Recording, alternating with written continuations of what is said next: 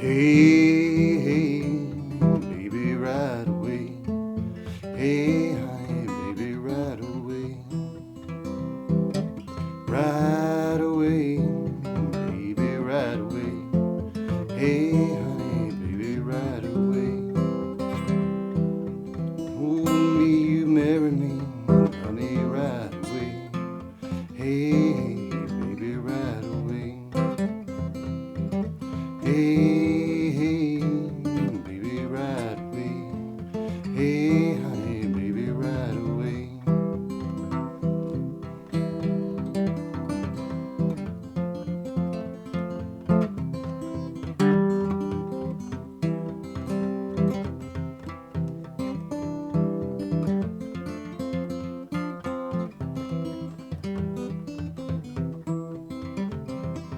I won't go to the courthouse, get our license read. Hey, baby, right away. Hey, hey, baby, right away. Hey, honey, baby, right away. Hey, hey, baby, right away. Hey, honey, baby, right away. All right, that's obviously "Hey, Baby, Right Away."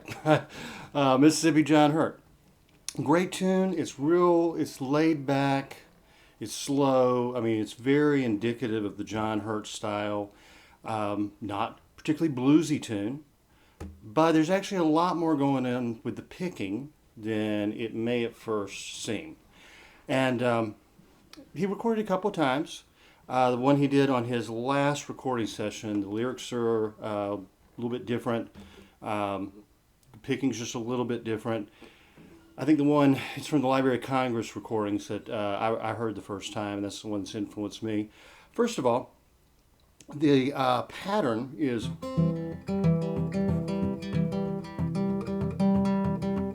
that's the basic pattern, but it's slower than that. So it's an alternating bass. That alternating bass stays pretty much the same, but then he starts throwing in a lot of notes and hammer-ons and little rolls. Like I said, there's really a lot more going on in the tune than it might sound. So let's see. First note. All right. That's hey, hey. You're just in the C chord. And what you're going to want to do is put your ring finger down here on the C note, 5th fret, so 5th string, 3rd fret, and either play the G as well. Get your fingertip on both of them because you're doing that alternating. That's what I normally do. Or you can put your thumb there if that's more comfortable for you. Sometimes I do that. And the only time you're going to change this because it's going to go from C to F, your thumb would need to slide down here if you did that. And when you go back to C and then, of course, G, you can play like that if you want to use your thumb. Now, when I was first starting out, I took a few classical guitar lessons and such, and they said, never, never, ever use your thumb. Always put your thumb back here, pivot. And when you got hands the size of mine, I mean, that really is good advice because, I mean, I have a full 12 fret reach easy, leaving my thumb in the same place. A lot of people don't have hands as big as I do. When I kind of got away from classical guitar a little bit, and I was trying to learn to play bluegrass at the time, but that never really worked out for me because I'm just not that fast with a pick. But I got really into the country blues styles, Piedmont blues, and Travis picking, and found that my fingers were my friend. I took some lessons from a great jazz musician.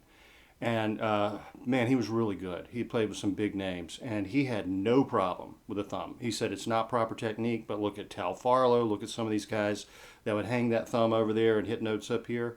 No problem. He said Jimi Hendrix. Jimi Hendrix was famous for using his, thumb. He had giant hands, so that may work better for you. But anyway, be sure to get the C and G as best you can, whichever way you do it, because you're going to be alternating.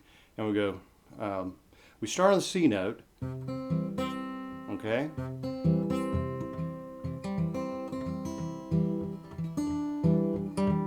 So it's E, D, then we go into the F and just hammer on.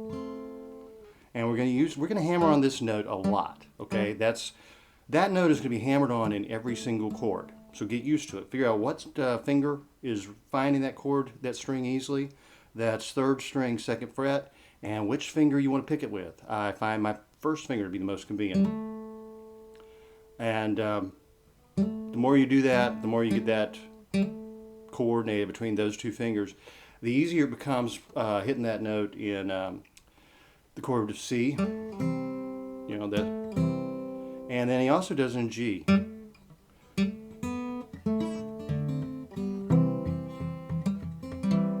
All right, so let's look at that again. So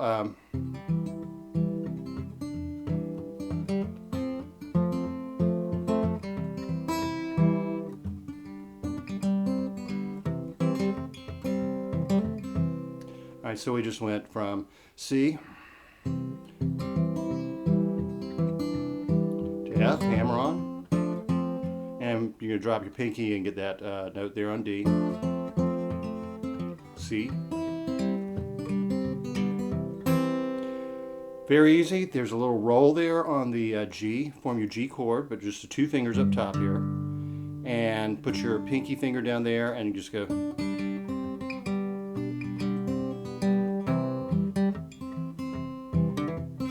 And we're hammering on that same, I guess that's a B note? Was it E, B, A, yeah, B. So, yeah.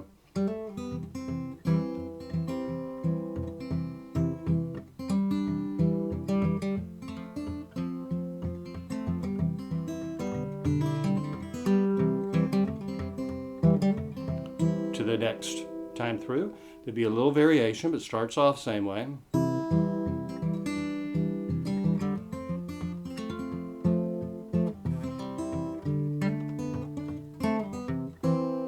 That's the tricky one. That's where you're in the chord, the G. Again, we're going to hammer on that B note and then do that same roll. And you're going, you can sometimes sound like he played these 2 strings together, like the open D along with that B. And then it's just open B. Yeah. I think that's pretty much the way he did it, well, at least one time through. And other times it sounds like he's just going.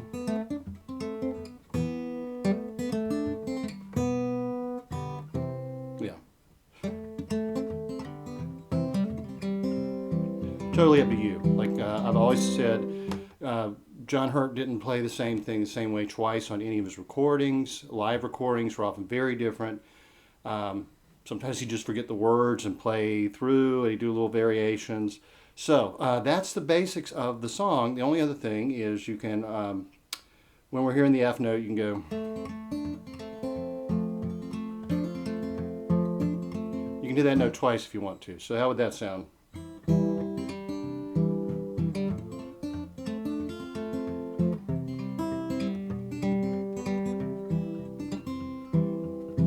And that time I didn't stay going, you know, just went back to that. So, hey, really anything you want to do, let's play through it one more time. Other than that, it's pretty straightforward. It's just a matter of getting those fingers coordinated. So,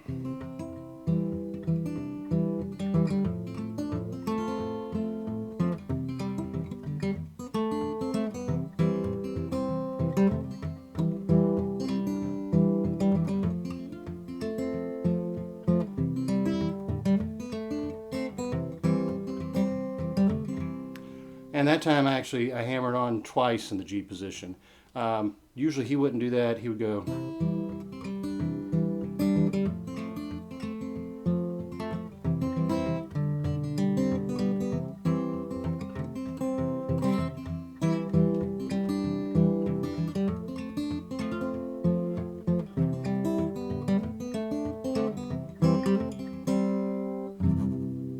So, little more going on there than it sounds, but you have to admit it sounds really good. It's a sweet tune. And next I'll give you a version of it on the mandolin. So work your way through this one if you're a guitar player, and if not, call your mandolin playing friend and tell him to give a listen to to the mandolin version, and hopefully you'll pick up both instruments, because as I always say, learning 2 instruments or more makes you a better guitarist or a better mandolin player or a better banjo player, or whatever you might happen to play.